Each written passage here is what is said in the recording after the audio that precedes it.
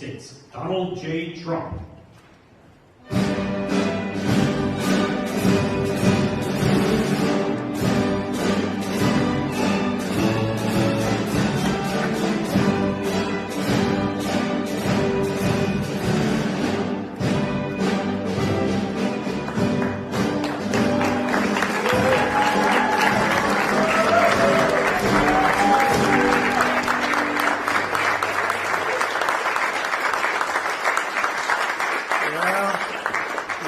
Great group of people outside. I just looked at their wares, and it's beautiful stuff.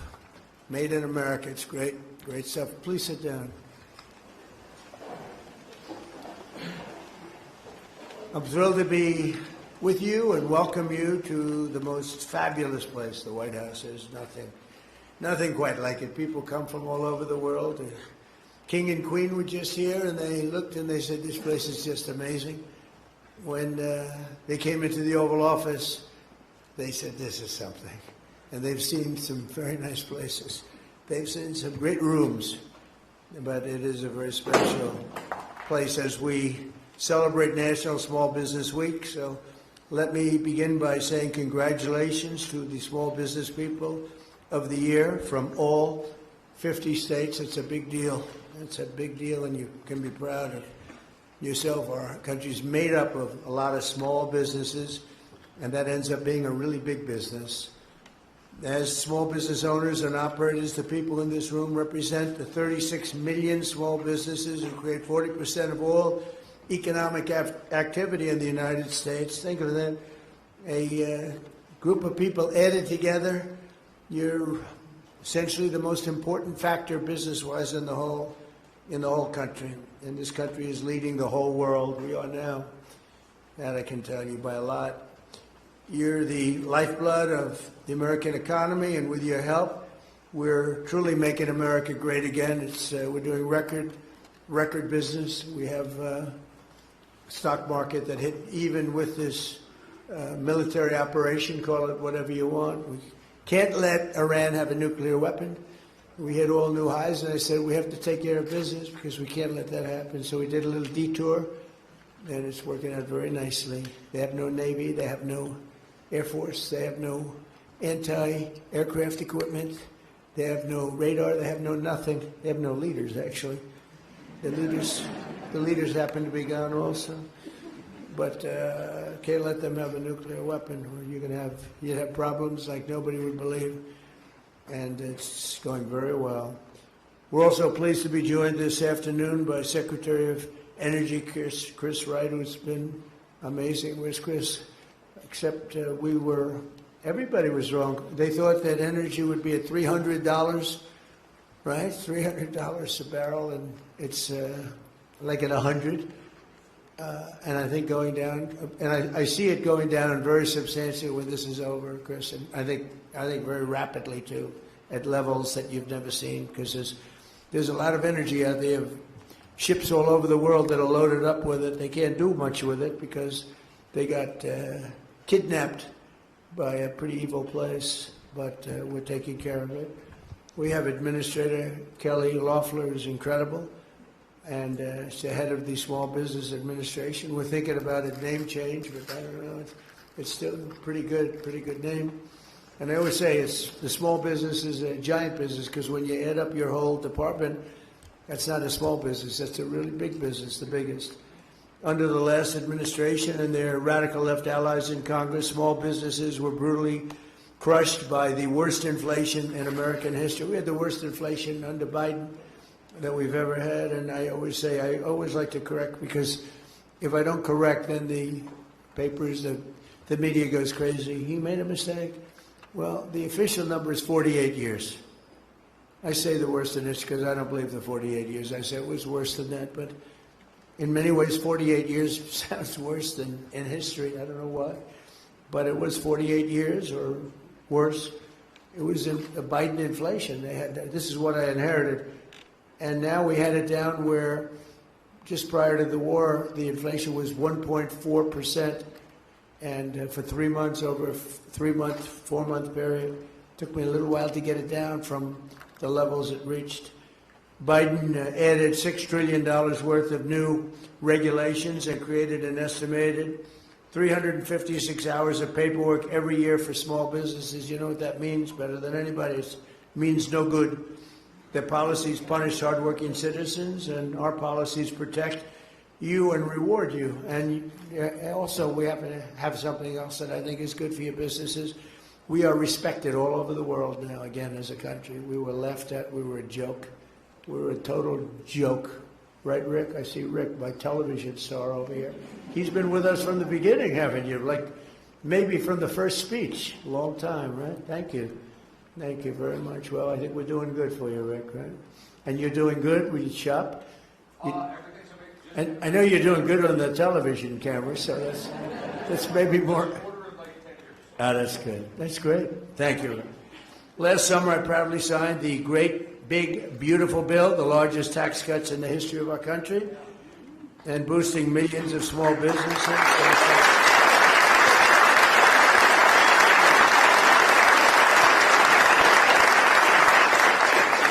Boosting millions of small businesses. We passed no tax on tips, no tax on overtime, and no tax on Social Security for our seniors. That's big stuff. And we add that to the package that we approved in my first term. We had the best financial years in the history of our country in my first term, and I think we're going to blow them away this term. You know, in this term, we have $18 trillion being invested in our country. And if you look at the last administration, they had less than $1 trillion for 4 years. We have $18 trillion during 11 months. The 12th month hasn't come in yet in terms of the numbers. But in 11 months, $18 trillion investments. We have auto plants being built all over the country, AI plants we're doing, and we're leading China in AI. And I'm going to go see President Xi in 2 weeks. I look forward to that, but I'll say I'm leading. We have very friendly competition, but it'll be a very important trip. We provided 100% expensing and bonus depreciation, which is tremendous. One of the biggest things that you have. I mean, it's people have no idea how big that is. The businesses do, so that businesses can deduct 100% of the cost of new facilities, equipment, and capital investment in the first year. It used to take 38 years of deduction. Now you get it done in one. You can take one so you can expand. I think that's what made us so successful in the first term. And now we have it for a 10-year period. So you have it for a while. I really was going to make it for a 1-year period. That would mean you spend all your money immediately. Now, unfortunately, I gave you too much time.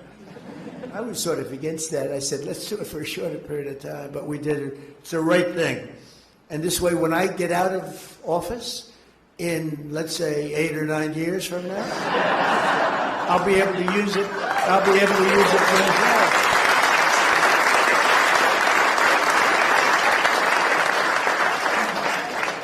And to ensure that you and your family can keep your businesses in the family, we virtually eliminated the unfair estate tax or death tax for farmers and for small businesses. So, you know, oftentimes you build, I mean, I just met some incredible people. They have beautiful businesses, small businesses.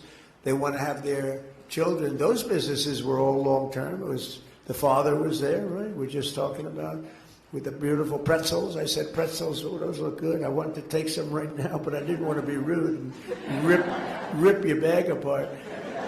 But the businesses they've been in business for a long time, almost every one of them. And you pass away, you want to have your children take over your business, they work in your business, and they got hit with the state tax, or we call it the death tax, but we call it both. It does the same thing. And they couldn't afford it. They went out, they take the business, they mortgage it up to pay the tax, and they end up losing the business. They end up going bankrupt. They end up, in many cases, committing suicide. We have a lot of that. You have a lot, especially farms, you know. They want to be on that farm. They don't want to lose their farm. And it's land rich and cash poor. And they go out and they borrow and keep borrowing. We ended that. No more estate taxes on farms and small businesses. So I hope everyone's appreciative of it. Now, if you don't like your children, it doesn't mean anything. But if you do like to leave them to somebody that you love, then it's a big deal for them. You have other problems, but for them, it's a big deal. And I want to say thanks to these tax cuts. 12 million American small businesses got an average tax cut of over $7,000, and our pass-through deduction alone is delivering an average of $4,600 in savings to 8 million entrepreneurs, and is projected to generate $750 billion in economic growth for the country. So many, it's really amazing. I see it on the television. I don't call this fake news because this is real fake news, but when you look at some of the things that have taken place, we don't get covered correctly. But in terms of the truth, we're having $5,000, $6,000, $7,000, $10,000, $11,000 with no tax on tips and no tax on Social Security, no tax on overtime, and people are making sometimes 11. I mean, I've seen it just where they're asking people virtually on the street, how is it doing? And everyone's surprised, including me. I didn't know it was going to be as much, but I knew it was going to be a lot. But you have people that make an extra $7,000, $8,000, $9,000 a year between the no tax on tips, no tax on overtime is a big one. It's a big one. But the no tax on tips was great. I won the.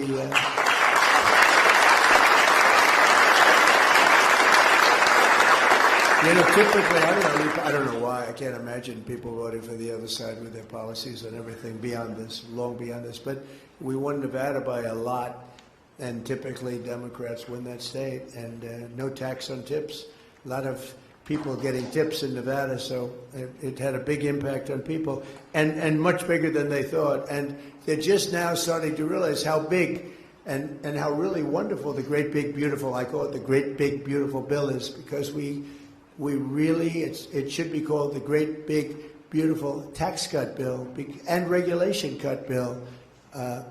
We put everything in 4 years. If we didn't pass another bill, which won't happen because you always want to keep going, but everything was put into this one bill. That's why it's called the Great Big Beautiful Bill. And one of the things that happened is we were going to do it over 17 different bills. And I said, let's give it a shot. Put everything in one bill. And thank goodness we did it, because the Democrats don't approve anything. They don't approve. You can have the best thing. It can be for security. Look at the security. They wanted to fund ICE. They wanted to fund our incredible Border Patrol. They wanted, essentially, they wanted to fund the police, but they don't want to say it. It's crazy what's going on. So we put it all at the beginning. We have a little honeymoon period, a tiny little honeymoon period in this case, so we got it all approved. Late at night it got approved. And this was really done as a 4-year bill, Kelly. You know that very well. You were a big part of it. And we got it done, and everybody was surprised. They thought we had to do it in little tranches. I don't know that we would have gotten the little tranches done. There was so much in here that people had to approve it. And if we would have done it individually, I'm not sure it would have gotten done. Plenty of those individual elements would not have gotten done. And almost as important as the tax cuts, we've slashed a record number of job-crushing regulations. That includes you, and that includes tremendous numbers of environmental regulations, which stopped your businesses, but they didn't do anything, and they had no impact. If anything, they made the environment worse. But we eliminated 129 old regulations for every new one that was approved. It was supposed to be 1 in 10, and it's turning out to be 129. So for every regulation, think of that, 129, we lose them, we get rid of them. It was supposed to be 1 in 10. We would have been happy with, we did 1 in 12. We started off 1 in 7 with my last administration. We got it up to about 1 in 12. Now I see we have a 1 in 129. So we're getting rid of 129 nonsense regulations for every new one that we pass. And thanks to these pro-growth policies, our economy is roaring, and factory construction is way up. Consumer confidence is way up. Business investment is more than triple compared to that of just a short time ago. And before I took office, nobody can believe it. And nobody can believe the $18 trillion number that we gave you, because it's a record for any country, not just here. It's for any country. And a lot of that had to do with November 5th, but a lot of it had to do with tariffs. We charge tariffs to companies when they come in. A couple of you were just saying to me that you're getting hurt by China and other countries making a product that's not as good, but it's less money because of the fact that there were no guards, no safeties for you. And We've changed a lot of it. Some have said you've absolutely saved our business. But because of the use of tariffs, we have all this money. Because if they come in and build a business here, if they build their plant here, there are no tariffs. Jobless claims just hit the lowest level since 1969, and more Americans are working today than at any time in the history of our country. So we have more people working today than at any time in the history of our country. That's a beautiful. I mean, what could be better than that? You say, like somebody was saying, oh, will AI take our jobs? Well, we have a lot of AI. They said it's going to take jobs. I said, well, you're probably right, maybe a little bit, but it's going to create a lot of jobs. And did you know that more people are working in the United States right now than ever before? They said, no, is that true, really? That's the end of that argument. And a lot of good things are happening. And leading in AI is very important because that's a tremendously big industry. And we want to be able to lead. Primarily it's China, but other countries are very much active in it also. Under the last administration, 1 in 4 new jobs was a government job, but since my inauguration, 100%, think of that, 100% of all new jobs have been in the private sector, 100%. We cut a lot of government jobs.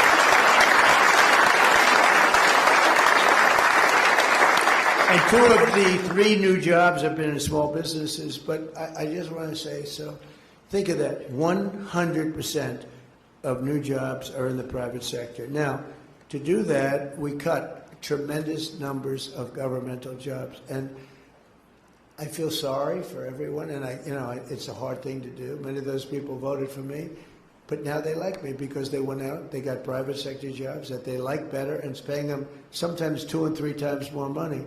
So it's worked out the right way, but you have to do that. You can't just keep, we had government jobs where you'd have 10 people doing the job of 1 person, and you can't make America great that way. So we did it the hard way, but the correct way.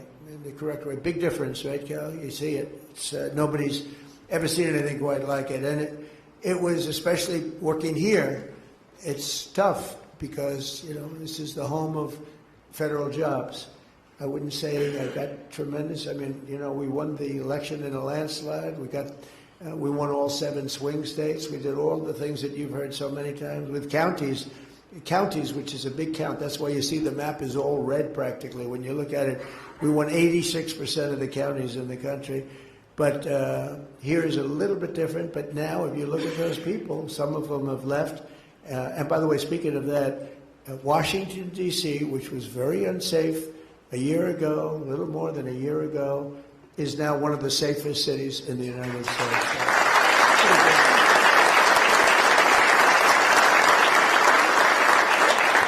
So we had to cut the jobs because we were way bloated with federal jobs. And, I could, with one swipe of the pen, I could say, let's have no employment, and I'll hire 1 million people or 2 million people. I say, we just hired 1 million people, and we have absolutely no employment. And that's what they would do. They'd have bad numbers coming up, so they'd hire a couple of 100,000 people, and the numbers would look okay. With me, it's the exact opposite. We terminate a lot of federal jobs that are unnecessary, and they don't like me for doing it, but a year later, they like me because they end up having a much better job, oftentimes in a place where they'd much rather live. They go to the place that they want to go. They're not stuck in Washington or someplace else. And they do much better. And in the end, I've had a lot of people come up, they say, I was so angry at you, but now I'm making sometimes 2 or 3 times the money in a job that I really like. So you got to do what you have to do. You have to, politically, I don't know, it's good, bad, or indifferent. I think it's probably bad, maybe politically, but in the meantime, I'm in the White House, so maybe it's good. A lot of times,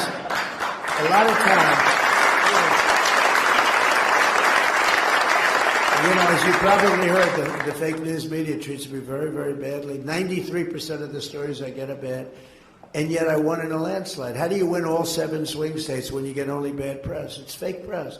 They give me fake polls. They tell me about polls and this. It's interesting. They did a poll on the war with Iran, and they said only 32% of the people like it. Well, I don't like it, and I don't like war at all, but and we're equipped better than we have the greatest military in the world. You saw what happened with Venezuela. You see what happens with everything.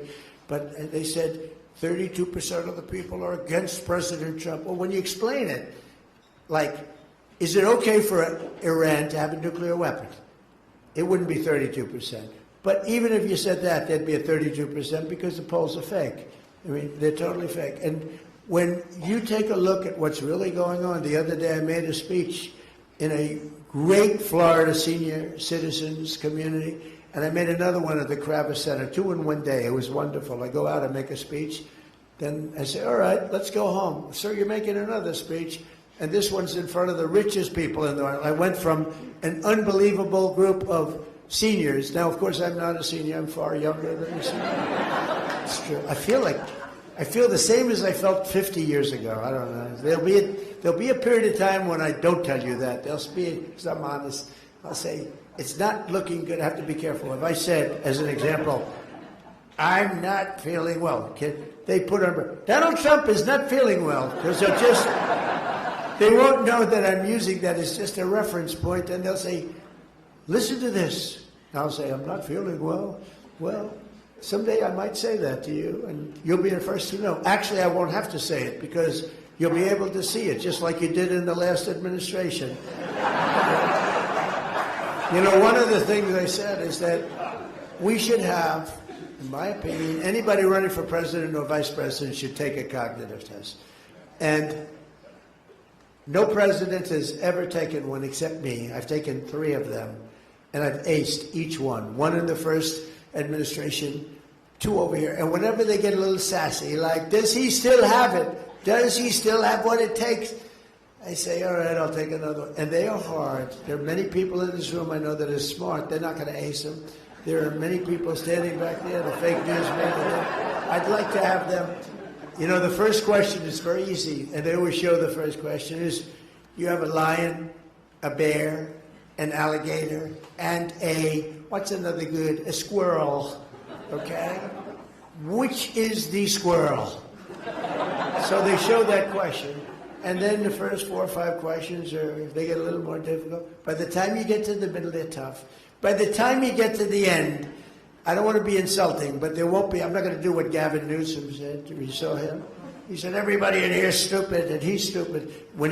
I think it was the worst political interview I've ever seen. He said, he's stupid, he's dumb, he gets bad marks on everything, he can't read a speech, and nobody wants to report that. It was the worst, but I won't say that because I think everyone in this room is brilliant, but nobody's going to get all 30 questions correct. Nobody. Because when you get to those last questions, they're pretty hard. You got to be pretty sharp. But every time, so I've taken 3. No president, think of this, has ever taken 1. How do you think Biden would have done? I don't think, he might not have gotten that first question right. Anyway, and Obama would have done poorly. They would have done very poorly. But I think you should have it. As soon as they said that, they say, it's unconstitutional. And I said, why? They say it's unconstitutional to give a cognitive test like that. But, Rick, I do it anytime they start getting a little sassy. And you know, it quiets them down for almost a year when they hear the result. One doctor said, it's the first time I've ever seen anyone get all questions right. That's a doctor who does this stuff for a living. And I did it 3 times. So, I don't know. I think I'm done with those days. I'm tired of taking that test.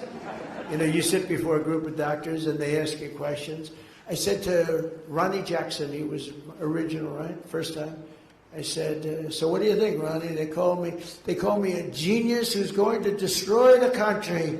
Then they said, he's a genius who's taken over the entire world.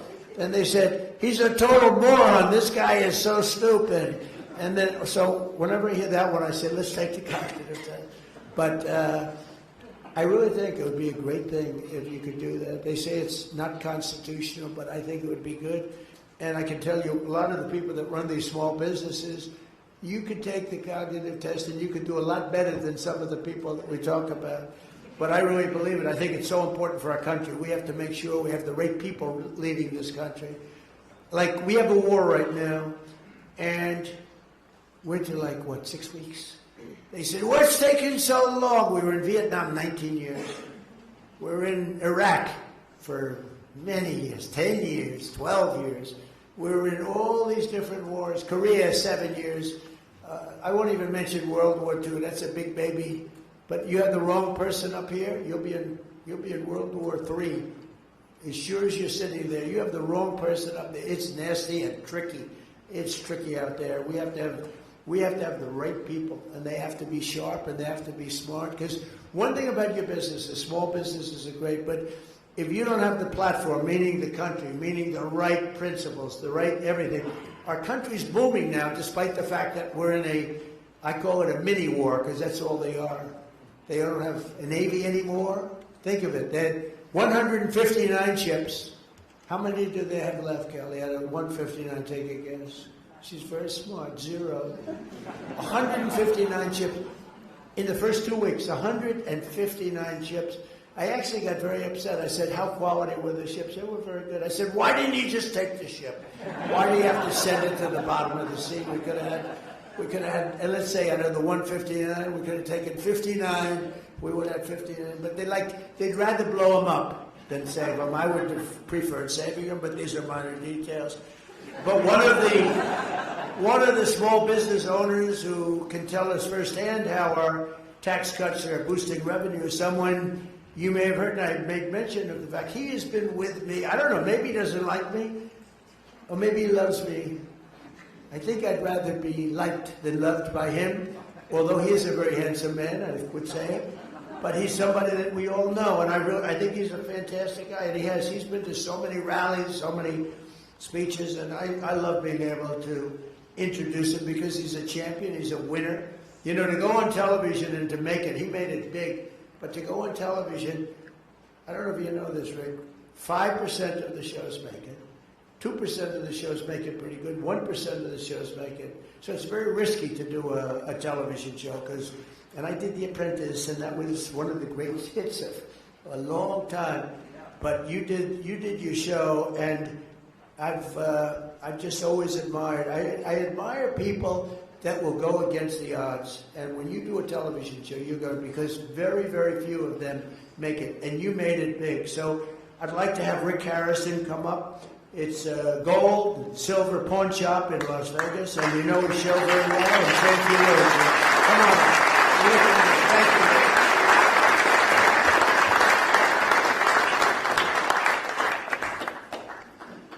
All right. You know, usually I have like announcement rallies, and they give you like 3 minutes notice, and I can't come up with a speech, and Mike literally just told me a couple hours ago to take a little speaking. I just want to say he's amazing. He's done so much. I mean, so much for all of us. I mean, the backbone of this country is small business, plain and simple. And the last guy in office, all we heard was that we were the evil people, we were the bad people, everything else like that. We don't pay our fair share, whatever that's supposed to be. And he made it tough. And this guy, the big beautiful bill, absolutely amazing. You know what I mean? God bless you for letting me get 100% depreciation. It really helps out. And all I can say is this is literally, I mean, I'm a history buff, and I know a lot about this White House thing and everything. Literally, he's going to go down as maybe the best president ever. I love this guy.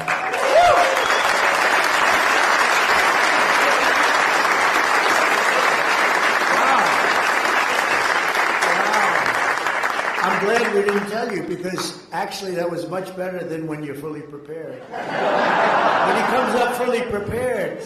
No, that was great. Thank you very much. And very special guy. Thank you. Very nice. One of the strongest, and by the way, right behind me, see this? You call it a room. This is the biggest room in the White House. It's not big enough to have anything. We had the king here. We had like 102 people, and we could have had 2,000 people, literally. But this is, I call it a knockout panel. See, some people would say, oh, that's a curtain. Underneath that curtain is a window. Outside of that window is the new ballroom.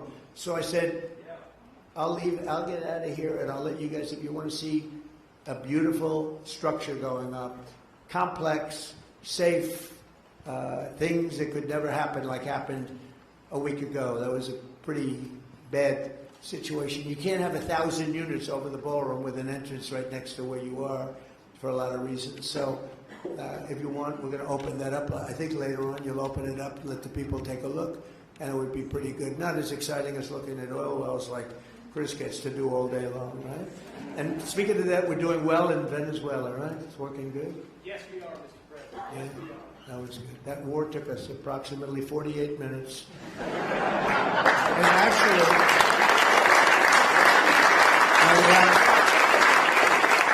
we have a great relationship. And you know what? I heard the other day that the people of Venezuela are really happy. They're seeing things happen that they haven't seen in 20 years. They're working, and there's a spirit in Venezuela that they haven't had in many, many years. And the big companies are coming in now, and they're building these giant rigs because there's a lot of oil in Venezuela, a lot of other things too, and a lot of great people. And we have people in charge that are doing a fantastic job, and they're working with you, and you are doing a fantastic job. So thank you very much, Rick. Good job. Proud of you.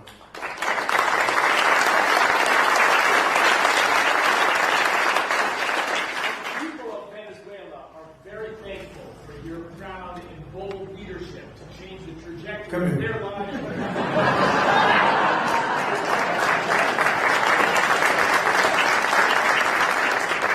This was so good, I said, you better come up.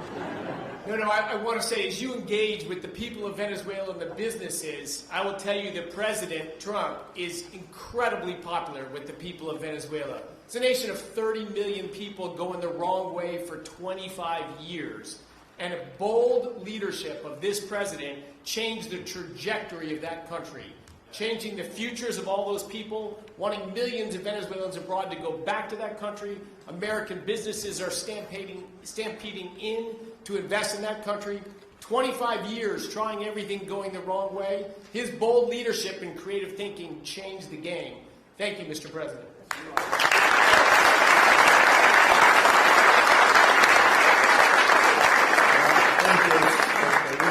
We have a great relationship. We have hundreds of millions of barrels of oil coming out of Venezuela, going to Houston and different places to have it refined. And we're sort of, it's almost really a partnership.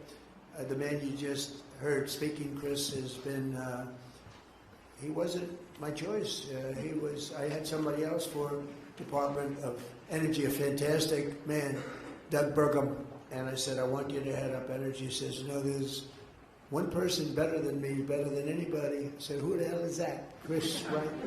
I said, who's Chris Wright? Tell me. And he's like the #1 guy in the whole world at this subject.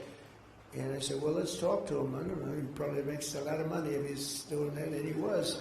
He's taken one of the largest salary cuts in history, I'll tell you, without question. But he's done a fantastic job. These are the people we have. We have great people. And Doug is great. He was the governor of North Dakota.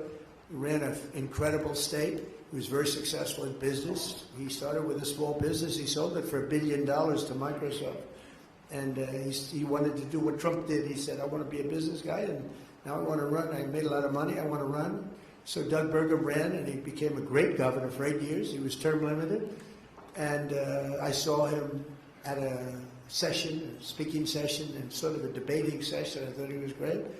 And I said, if I win, I'm going to get that guy in. And he's now heading up, he's now the largest landlord in the world, I guess you could say, right? Department of Interior, and he's been fantastic. But he wanted Chris to be energy.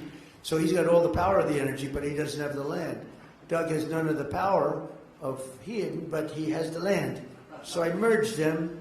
It's a friendly merger. We don't have any papers. They just get along together, right? And I think today we've announced we're drilling more oil by far than we ever have in the history of our country. More oil and gas by far. And this was just said, but this took place almost from the beginning, right? We got it started very, very early. So you're doing a great job. Doug was right. And we're also very happy with Doug because he's doing a fantastic job. Thank you very much, Chris. Appreciate it. So one of the strongest effects of our tax cuts and tariffs is the Trump manufacturing boom, is what they're calling it, because that's what we have. We have never had anything like what's happening now. And when I talk about, again, the $18 trillion, that's coming in and building places. And as we speak, American companies are ordering core capital goods for factory construction and operation expansion. And you saw the construction numbers. Now, the plants will be opening over the next period of time, pretty soon. But, you know, we just got started. And these plants are going to be opening. Right now, the big numbers, the construction jobs in the country are going through the roof. And ultimately, when the plants open, then you're going to have manufacturing jobs, because right now the plants, many of them haven't opened, but they're under construction. When you see the final numbers, you're not going to even believe what you are seeing, because there's never been any construction boom of factories like we have right now. We lost our car industry. We lost 54% of our car industry to Canada, Mexico, Germany, Japan, South Korea, other countries. 54% over the years, over a period of probably 30, 35 years.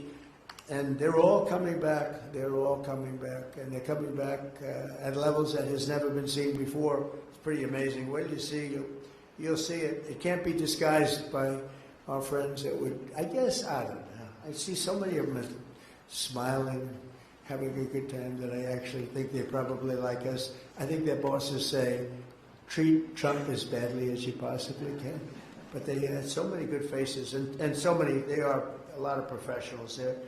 But it's the highest rate in over 4 decades.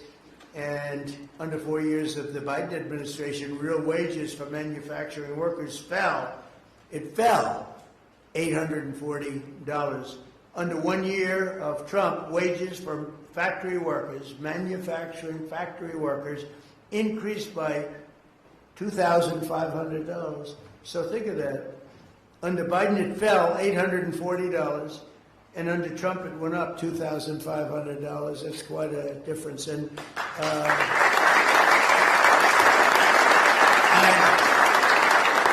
as I said, you haven't seen the real effect, because these factories are being built right now. When they open, you're going to see numbers that are much greater than that.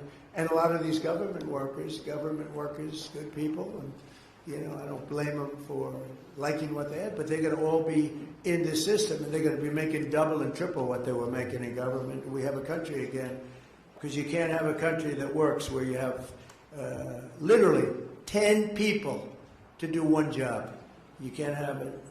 You can't have a great country. Earlier this year, I visited Costa Steel in Rome, Georgia, before I took office. China and other countries were taking more of our industry all the time, just more and more. And Costa was hit very hard. Their core business dropped from 2 shifts to 6 days a week.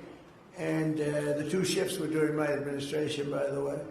But now it's down to and then ultimately is down to 1 shift operating 3 days, and it was going down to 1 day, and they expected to go out of business. There was no stopping it.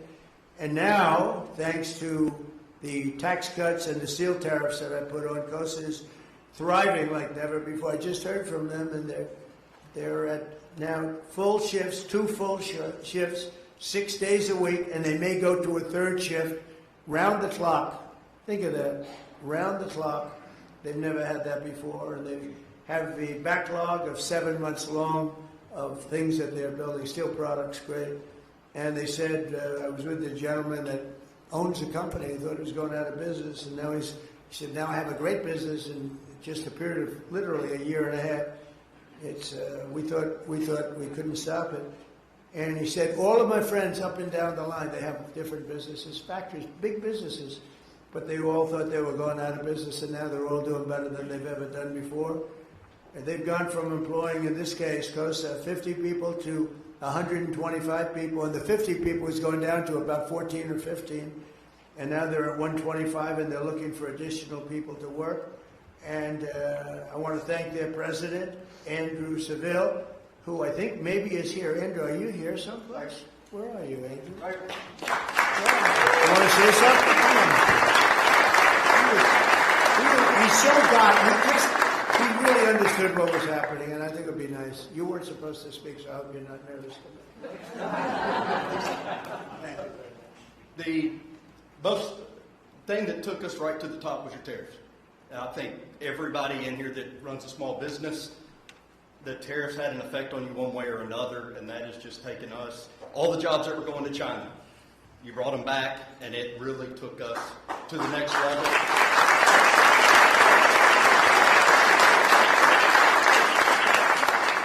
And we were honored to have you come down to our company. So thank you for having me back here. I wasn't prepared to speak, so I'm going to get off the stage. Thank you.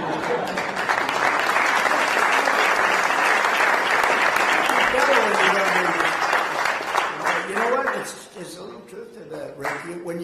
Sometimes you don't think you're going to introduce somebody, you know they're in the audience, but they don't know, and they end up doing better because they speak from the heart. They have no choice. They can't think about all night long, what am I going to say? And then you get up and you bore the place. No, it's very good. You speak from the heart, and that's true. Tariffs were a very big part. We had an unfortunate ruling out of the Supreme Court, but the good news is I'm able to do it a different way. They said use the other way. There was no reason for that. It was terrible, actually terrible, but it'll have no impact other than I hate to pay people back tariffs, $159 billion. I have to pay them back when a little half sentence, any money taken in to this point does not have to be paid back. We would have saved $159 billion, and I cannot figure it out. How could anybody do that? But they did it. We have other ways of tariffing, as you know. We're already doing it. And actually, they're more tested, they're stronger. A little bit more complex. I like to keep it as simple as possible. And in many ways, they'll be better. It'll be better. I just want you not to think that because of that decision, the tariffs will actually be higher. It's turning out they're going to end up being higher. But it's made our country rich, really rich. And it's like Andrew said, I mean, without them, there would be nothing we could do to save your country. Nothing. It's the greatest word. Remember, I used to say it's my favorite word in the dictionary, the word tariff. And then the fake news got on me. They said, well, what about God? What about your wife? What about your family? What about... So they were just killing me because I said it's my favorite word. I said, all right, it's my fifth favorite word. So it's my fifth favorite word. But because of tariffs, and, you know, the proper use of tariffs, so you have to use them in a certain way, but... You know, we've been ripped off in this. I've been talking about it for years. We've been ripped off in this country for decades. We lost our car industry. Think of it. There's a person here making utensils, beautiful forks and knives and things. Where is that person? He was around here. So, and he was telling me, he said, China's coming in and they're ripping us. And we have a tariff. It's 25%, but it's not enough because, you know, they have certain advantages that you're not going to have, but the advantage you have is you have a higher quality product, and I'm going to be able to take care of that very easily, you know, just by putting it up. You'll be treated fairly. It's just really tough, and it's amazing you've done as well as you've done, but you did that because of the quality of your product. We have such quality. North Carolina, if you take a look, I'm going to put tremendous tariffs on. That process has already started. It takes me longer now because of the Supreme Court decision. I have to go through a process. It's ridiculous. But we don't like it. We like to do what's right and get it done instead of having to do a report which is going to come out and say the exact same thing that everyone knows. But you can tell the people in North Carolina that, you know, we used to have a great furniture business. I built a lot of hotels and a lot of different buildings where I need furniture. I would go to North Carolina. These were great artists. And China essentially put them out of business because we didn't have a president that was willing to do it. It happened before my term. They've been out of business for a long time. I used to go down there and see these people. They were artists with wood. I'd say, I'd like to make the handle a little bit slimmer.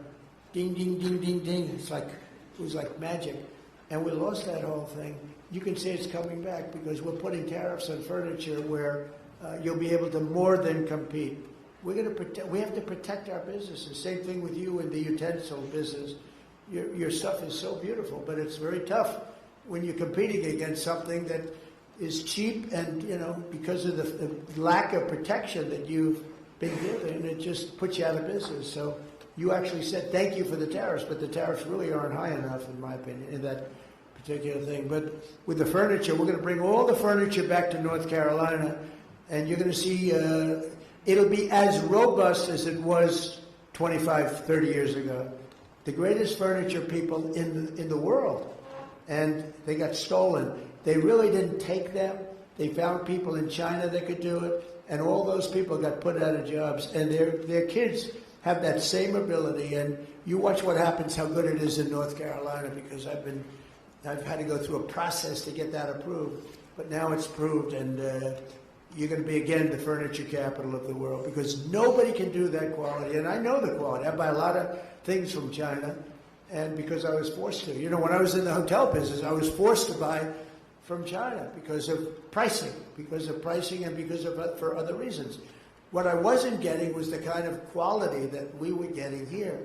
And now you'll have a combination of both, so you can let that be known. I don't know if that's breaking news or not for these people, but to me it's very important. I've been wanting to do it for a long time, and now we have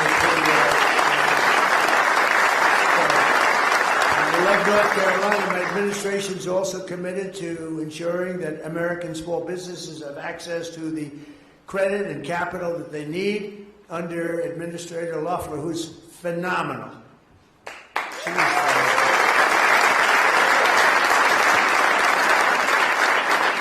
She's got a great husband, Jeff, and he's a friend of mine, and he's a very successful man, and he's a great man, and he's got a great wife, and I was so happy getting her in this position. She replaced a woman who is a very legendary woman, Linda McMahon, who's now in education. She's doing a great job. She's moving education back to the States where it belongs. But last year, Kelly, our Small Business Administration issued $7 billion in loans to 11,000 new startups, as well as $1.3 billion in loans to 3,000 veteran-owned small businesses, and $3.2 billion. They're a big business, you know. That's why I say, how can we call it small business? $3.2 billion to American manufacturers, helping restore those beautiful words, made in the USA, where we're using them more and more. We have things being made here that nobody thought it was even possible for it to come back. Like you'll see in North Carolina with the furniture. It'll come back very, very rapidly. So, Kelly, I'd like to ask you to say a few words, please.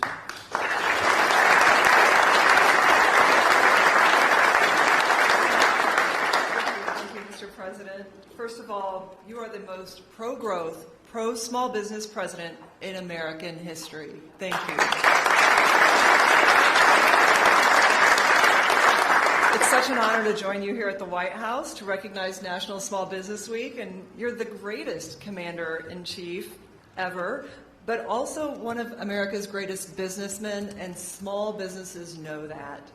They see that this administration is shifting power and capital from fraudsters and Washington bureaucrats back to Main Street job creators, just like we have gathered in this room today. Fair trade, deregulation, and the working family tax cuts in the One Big Beautiful Bill, they are powering real opportunity that I see all over as I travel this country, especially after 4 crushing years of Bidenomics and decades of shipping our jobs and our industries overseas, hollowing out our local communities. That is ending. As I travel the country each week, and Mr. President, I've traveled with you from Iowa's Machine Shed Restaurant to Georgia's Coosa Steel Factory. America First policies are restoring the American dream on Main Street to new heights. At generational businesses like Jimmy's Famous Seafood, at industrial innovators like Prince Manufacturing in Georgia and Blue Patriot in Nebraska, who are building big, beautiful new buildings thanks to the working family tax cuts. Today, 98% of U.S. manufacturers are small businesses. They're a critical part of securing our supply chains, and while they contribute to national strength across all kinds of industries, from energy to agriculture to defense and aerospace, America's big manufacturers rely on these producers and their skilled workers. And that's why President Trump's economic agenda means Made in America is coming back, and it's coming back fast.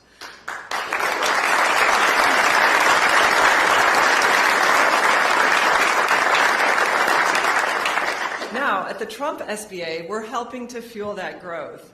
As the most free enterprise agency in the federal government, in 2025 alone, we guaranteed a record $45 billion in lending to 85,000 small businesses through local banks. That's an all-time record at the SBA, and we did it with 53% fewer staff at the agency.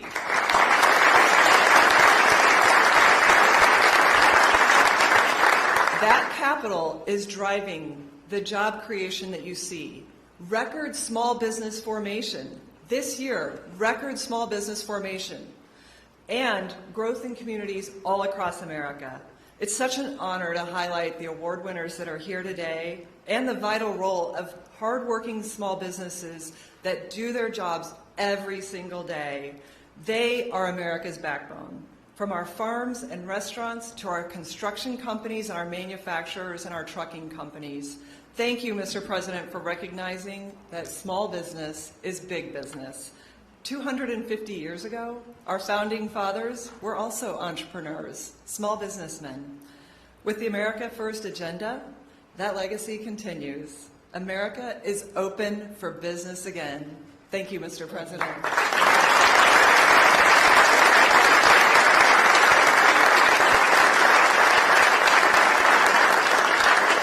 That's a great job. I just want to sort of end by, I'll give you a little common sense business. So a lot of you run your business for a couple of reasons: talent, brilliance in many cases, but also common sense.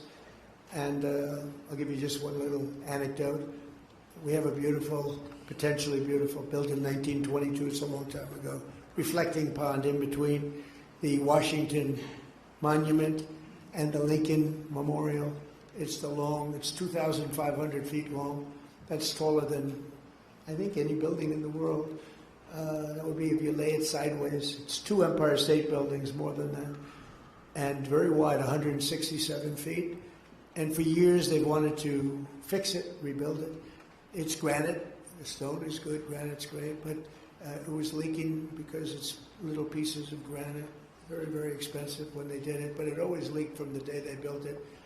And think of that, 1922, and it leaked badly, and they've looked at fixing it for decades, really fixing it, and it wasn't working, it was too expensive. And the final price we got fairly recently was to fix it as $350 million because they were going to take the granite out and they were going to replace it with new granite, new stone, tighter joints, all that. It was going to take 3.5 years, and I heard about it, and I called Doug Burgum, and I said, Doug, what do you think? I built a lot of swimming pools, hundreds of swimming pools at different times. I said, let me look at that surface. So it's granite, so granite is virtually indestructible, but it was filthy dirty.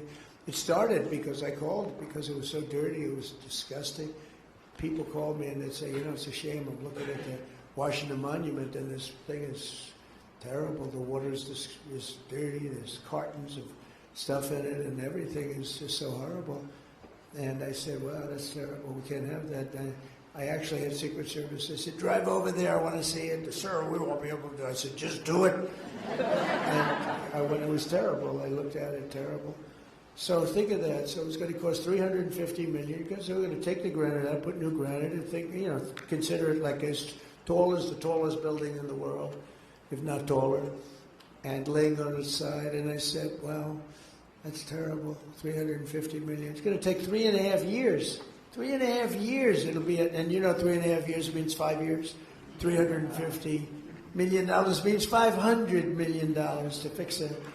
And I said, I built all these swimming pools, and they're phenomenal. In 20 years, I have one up the road where it's a great club on the Potomac River. And I bought it up at 21 years ago, and I built a beautiful Olympic-sized pool.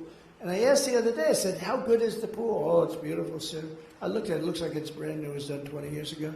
So I have some very good contractors, some good, one or two in particular. And I said the three best. I said, do me a favor, fellas. Go take a look at the reflecting pool that sits in between Lincoln and Washington, the beautiful, what should be beautiful reflecting pool. And one of them who came back, who's really, I would say, the best, but they're all good. He came back, he said, what an exciting job, sir. I said, so how long would it take you to redo it? He said, well, we have to fix the surface a little bit, create something good and solid underneath. That'll take about a week. And let's say it'll take me to put the new material. Now, the swimming pool is good, but he said, sir, I'd get commercial grade. What is that? He said, that's much stronger, much heavier, meant for commercial. It actually looks better. It's more expensive, sir. I said, that's okay. I said, how much will it cost? I think we can do it for about $1.9 million. So he said, what color would you like, sir? And I said, well, you know that beautiful color that we have in Florida? He said, this is in Florida, sir. We don't have that green-blue around here. We have blue water. But he gave me a choice of 50 colors. Now I'm going crazy. I'm saying, now think of it. If we put the granite, you know what your color is? It was gray. It was gray. Not a good-looking color. So even if you did it, it's not good. So I said, we'll do a beautiful job. I think that I'd like to recommend a color that I've used before. It's beautiful. What's it called? It's called American Flag Blue. I said, that's the color I want. So I said, how can you have a better color than American flag? We had a gray, disgusting, dirty. It showed all the dirt. It showed all the everything.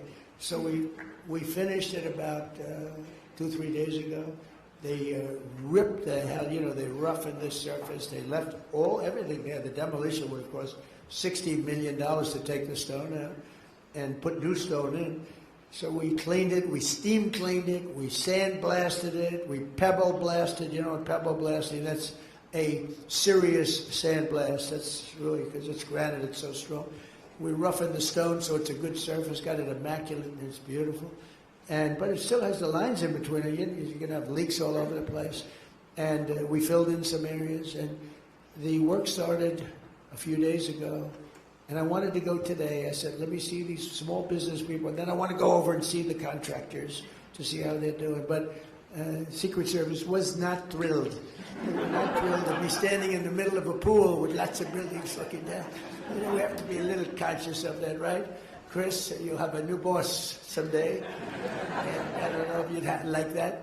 So here's the story, just in a nutshell.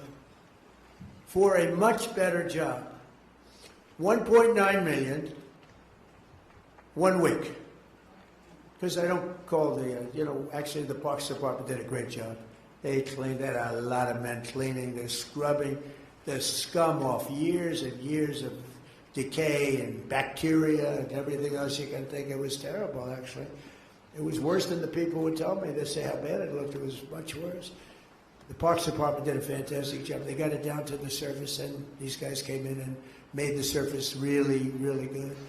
And now the fun starts, and they're putting it down. So, ready? 1.9 million versus $350 million.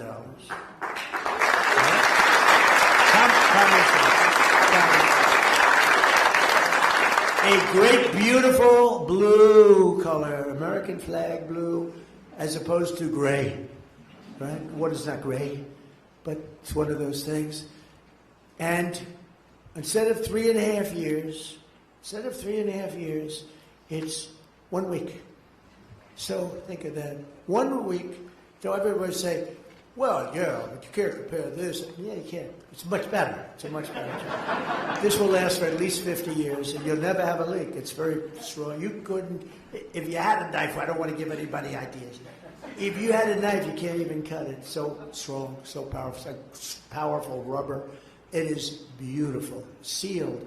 And I looked at just one of the little pieces that they did to finish. It's like a piece of glass. Beautiful color, beautiful everything. You could never get anything like that. And just think of it. So for a tiny fraction of the cost and a tiny fraction of the time, we end up with the most beautiful thing that you'll ever see. And I look so forward to that opening up. And it's sort of a business thing. It's a common sense thing. First thing I thought of when I heard $350 million, because I'm the one that said, let's get it done. But they had done studies for years because they wanted to get it done. Never got done. Probably so expensive they couldn't afford to do it, really. But there's a thing, common sense, right? Swimming pool. I said, well, swimming pool looks so beautiful. Wouldn't that be nice? So for a tiny fraction of the time, a tiny fraction of the cost, we end up with a much better product. And this is what you people do with small businesses all the time. It's what Kelly does in running this. She comes to me a lot of times with ideas for less money. It's a better job. So I thought I'd tell you that because this just happened. This just happened. If you go down, if you'd like to see them doing it, on your way back home, take a trip down to the reflecting pond, or they call it the reflecting pool. Some people call it the reflecting lake, but the word reflecting is always a part of it. They call it different things, but reflecting is always a part. Last but not least, we have someone who is helping us lead the revival in American manufacturing, this year's National Small Business Person of the Year. I want to hire him. How big is this business? I want to get him. Mark La Mancha. And he's a fantastic guy, and he's the owner of Hometown Products, a metal casting and 3D printing company near Youngstown, Ohio. I hear it's amazing what he's done. In 2008, the company was nearing bankruptcy. It looked like it couldn't be saved, but that's when Mark patented a system to boost productivity at the company by more than 400%. Mark would like to use you in government. How would you? If you could use that system in government, that would be very nice. He transformed Hometown into a pioneer in 3D printing, and he's leading everybody. And today, they're North America's leading producer of 3D printed sand cores and molds, which is a big business. And Mark, we're here to honor you today, and if you could come up, we're going to give you a little something.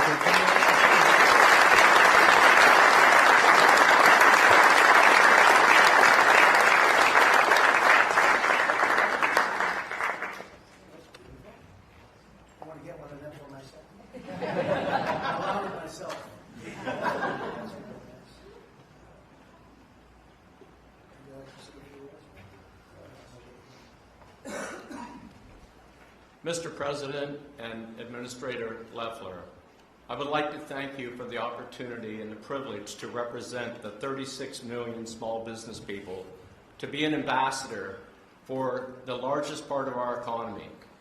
And I would like to thank you from the Hometown Products Industrial Athletes team that I have the privilege of serving every day as their head coach. But even more, I would like to thank you, Mr. President, for restarting and rebooting our economy. And manufacturing used to be 38% of our economy, and it's down to 9%. And I know that you love America, and I know that you want to restart that. In the last 3 months, the PMI index has gone up 3 months in a row because of that restart. We have 10% increase in hiring, and we'll be able to buy more of those $1 million printers that we're able to print the Fight, Fight, Fight Trump statue that was involved.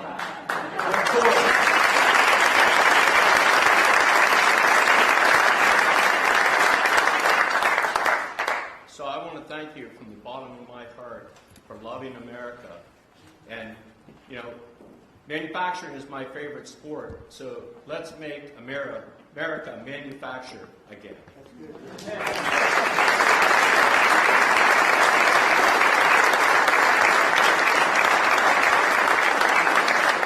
That's a great job. I heard it's a great company. Done a fantastic job with it. Thank you very much. And you're right. Well, we lost our manufacturing business, and I used to listen to President Obama say, "You'll never get manufacturing back. It's the biggest business in the world if you get it back." And we're heading to that. I think we'll be higher than at any time, fairly soon. When these places open, I think we'll be higher than at any time in the history of our country. And we used to be a manufacturing capital. We were the manufacturing capital of the world, and then it got taken away. The chips went to Taiwan, and all they had to do is say, if you sell your product back into the country, there's going to be 100% tariff, and nobody would have left.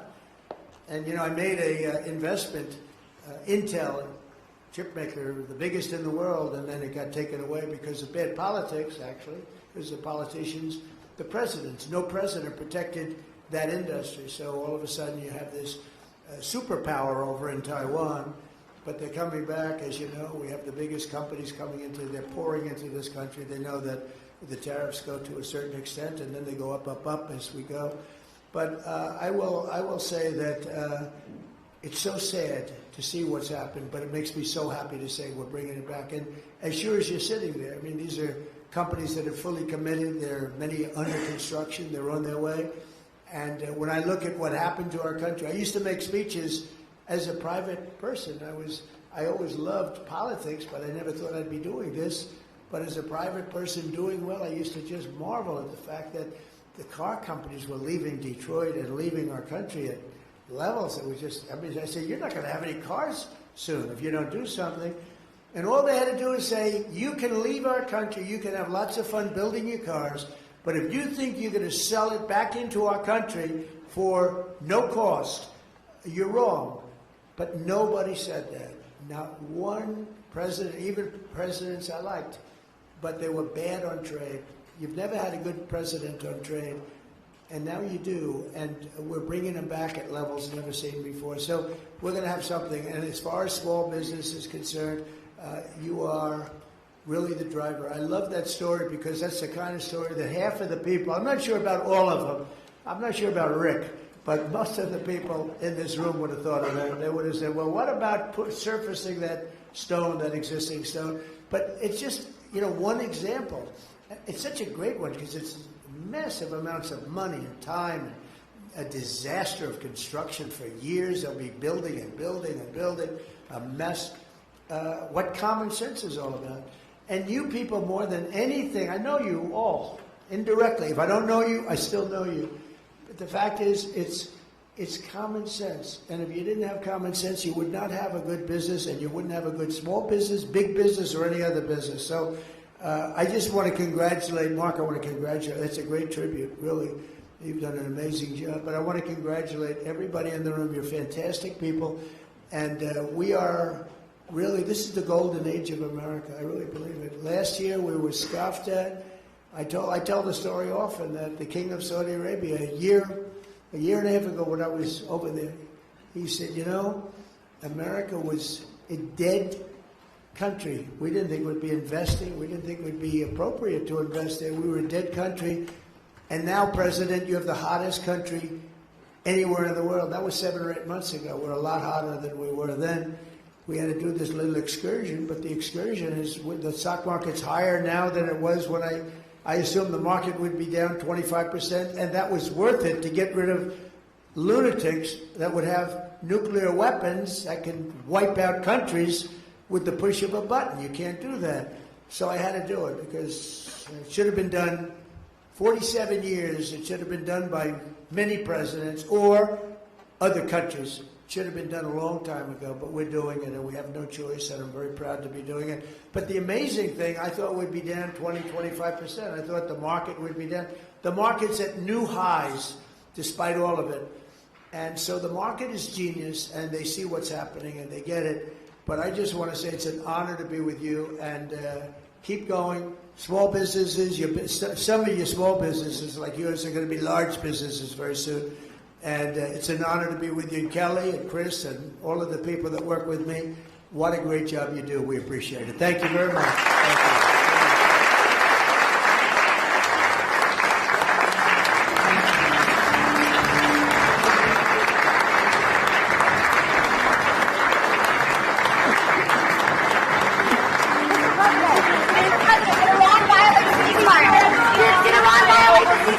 Do you think the ceasefire will hold?